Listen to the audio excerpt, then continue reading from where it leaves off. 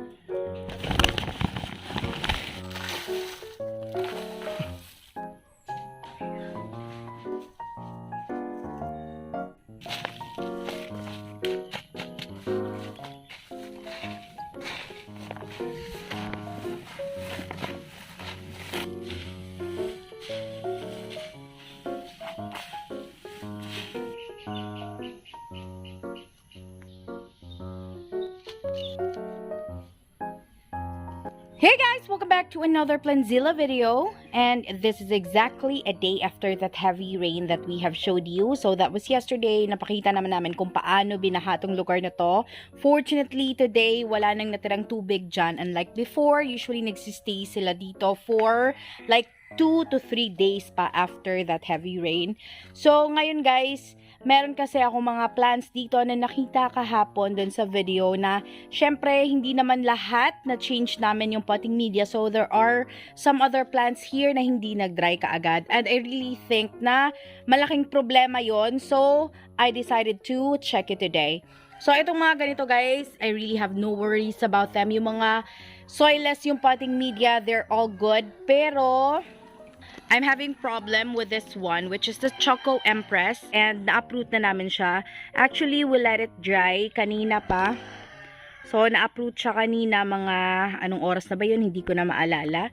So, kaya pala din talaga, may mga damage sa leaves niya. Nagpapakita po talaga sila ng sign of damage dun sa leaves mismo. Kasi nga, meron lang mga nagra-rot sa ilalim. So, we were using soil pa dito guys, kasi sobrang tagal na nito, hindi namin niripat, and this is what is happening right now. So, mas mabuti na check namin siya today. Nandito pa tong dahon niya yesterday, that looks like a caramel marble na, pero ngayon guys, tinanggal na talaga namin, as in, sirang-sira na siya, and sobrang soft na. Dito sa sa petiole, sobrang soft na. Nasisira talaga siya dahil sa sobrang sunod-sunod na pag-ulan. So ayan guys, we have to find ways to treat this one. And ipapropagate na lang siguro namin to. So hindi pa namin sana to i-check kung hindi ko nakikitang maraming damages sa leaves niya, marami kang makikitang spots. Maybe it's because meron ng something wrong sa ilalim, kaya nilalabas niya sa leaves niya. So be really mindful about that guys. Kapag nakikita nyo na yung sign sa leaves, huwag tayong kumampiyansa dyan. So, eto na, nakikita nga namin na meron ng mga nagrot na roots dito.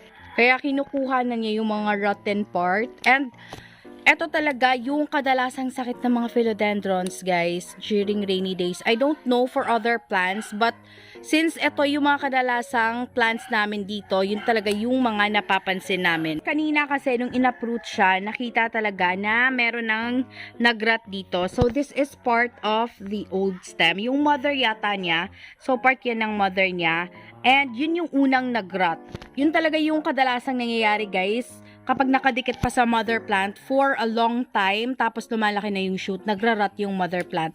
So, tinanggal na niya yan kanina bago niya pinadry tong shoot na to na malaki na. So, ngayon, what we will do, we will propagate this and remove all the rotten parts, all the infected parts, guys, para ma-solve natin tong problem na ganito. Kaya pala mukha ng caramel marble tong mga dahon niya, oh.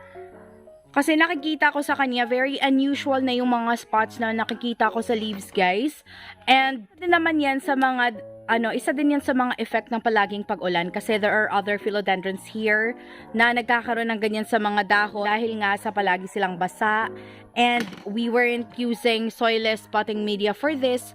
That's why, akala ko yun lang talaga yun. Pero nung nakita ko siya kahapon, dun sa video, as in, parang gumagrabe yung damages sa leaves niya. So, I had to ask him to check it today. So, chinek niya nga kaninang umaga. I wasn't feeling well pa kanina. Well, actually, hanggang ngayon, maybe dahil sa epekto ng vaccine sa akin. Parang after akong nagkaroon ng second dose, hindi pa din ako okay hanggang ngayon. I had that last Friday pa. But up until now, meron pa din siyang mga epekto sa akin. So, hindi ko na video kanina na in-uproot to. And of course, meron na palang part na kinuha. Kasi nga, nasa loob lang ako kanina, the entire morning. So, ngayon na yun, ikakat na niya. He will be propagating it. So, inalis na lang muna talaga yung mga roots, guys. Medyo matigas pala talaga yung stem ng Choco Empress, oh. Nakabili po ako ng Choco Empress before, parang almost of the same size. Hindi naman ganun kaliit, 350 each, and wala talagang nag-survive kasi wala talagang root nung kinat. So, sobrang importante talaga when you propagate. Dapat merong roots, hindi lang basta-bastang nagkakat, guys. So, bibihira lang yung nagsusurvive. Medyo matigas po yung stem niya, hindi basta-bastang napuputol. Kasi merong mga ibang philodendrons na sobrang bilis lang i-cut.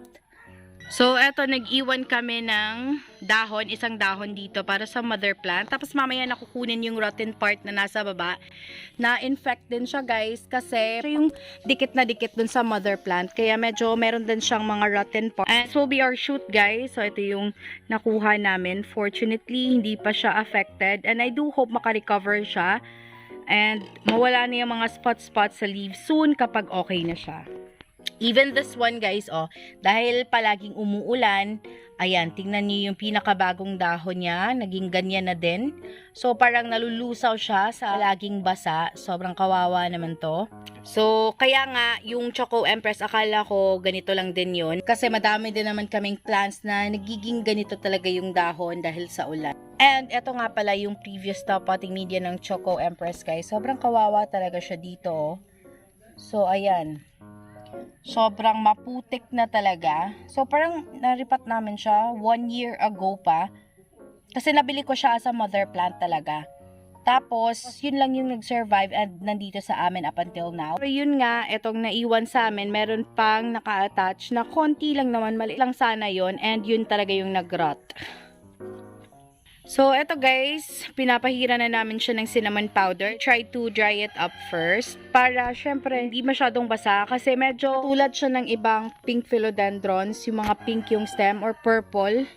So, pati yung mga nakat na guys, roots niya nilalagyan ng cinnamon powder. So, lahat ng may cut dito, we are trying to treat it.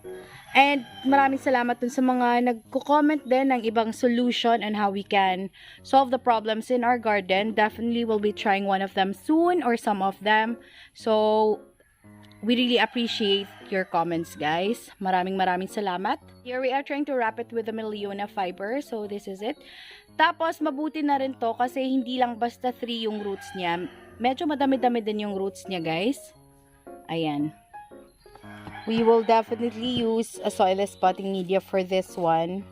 So, hopefully, magiging okay na siya and magiging maganda na yung tubo niya. So, yung na-mix niya kanina, guys, yun talaga yung gagamitin natin. Of course, naglagay tayo ng coconut fiber sa bottom. And I do believe na magiging okay naman to. Well, of course, nagpe-pray din kami. Kasi kagaya ng silver sword, guys, yung silver sword nga, sobrang laki ng naging sugat niya. Dahil kinuha talaga namin lahat ng na-infect na part. And talagang payat na yon at talagang sobrang nasugat siya. But now, it's doing well. Ito yung base niya, guys, with a shoot na. Meron na siyang bagong shoot. And meron pang isang papalabas dito sa ilalim, oh, ayan. And, soilless potting media yung gamit sa kanya, so tatanggalin natin yan. So, yun guys, parang hindi din siya affected sa ulan. Sobrang nakaka-happy. The top coat naman is here. Ayan, meron ng madaming dahon. O, diba, sa lahat ng mga nagwi-wish na sana maging okay siya. Maraming salamat po. Eto na po siya ngayon. Okay na. Thank you so much for helping us pray for this. Thank you so much to everyone who wished our plants to be safe, lalo na nung kahapon na sobrang lakas ng ulan. So, sa awa ng Diyos guys, konti lang yung merong mga damages sa kanya. Hindi naman natin maiiwasan. So, merong mga dahon na nabutas, napakita ko kanina. Pati yan nabali yung pinakabagong dahon niya, but it will definitely bounce back. Meron na siyang papalabas na bagong dahon. So, ayun guys, ayan, nilalagyan niya ng potting media, and sure na hanggang dyan sa edge lang, or before we reach the edge. So, pupunuin niya na hanggang dyan. Sobrang mahal po ng mga ganito na variegated guys. Yung nasabi ko kanina na caramel marble, sobrang mahal po talaga. Yung mga halos ganito yung kulay, sobrang mahal ng mga caramel marble guys. Nakakita na ako na personal na mga ganon dun sa mga expos, and meron din si Sir Jojo Gallego. Kung sana ganito yon, 'di ba? Sobrang mahal sana ng Choco Empress namin, pero hindi. So ito, sirang dahon 'yan, kaya ganyan yung kulay.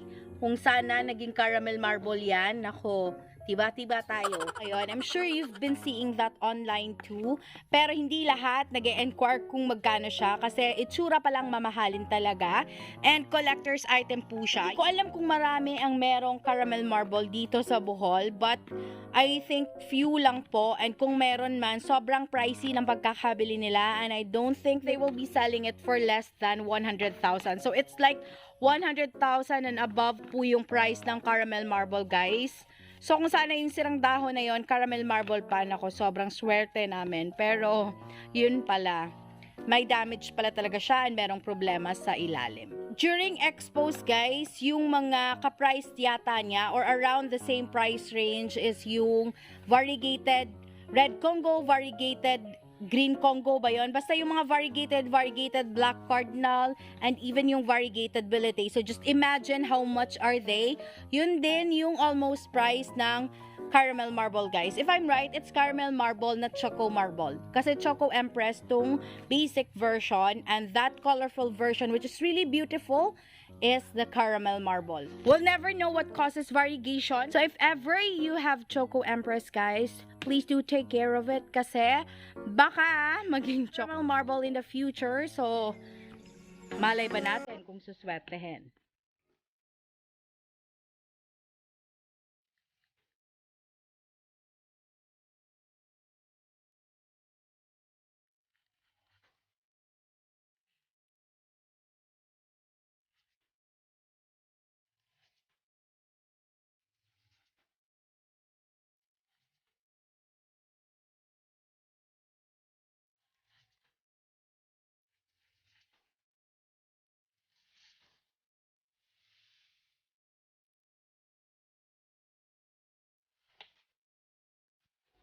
So you guys, that is it for today. Thank you so much for making it till the end. If you like this video, please give us a thumbs up, subscribe to our channel, and click the bell button so you'll be notified pag may bago kaming video. This has been Maria, the voice of Planzilla Bohol. Thank you so much for watching. Bye!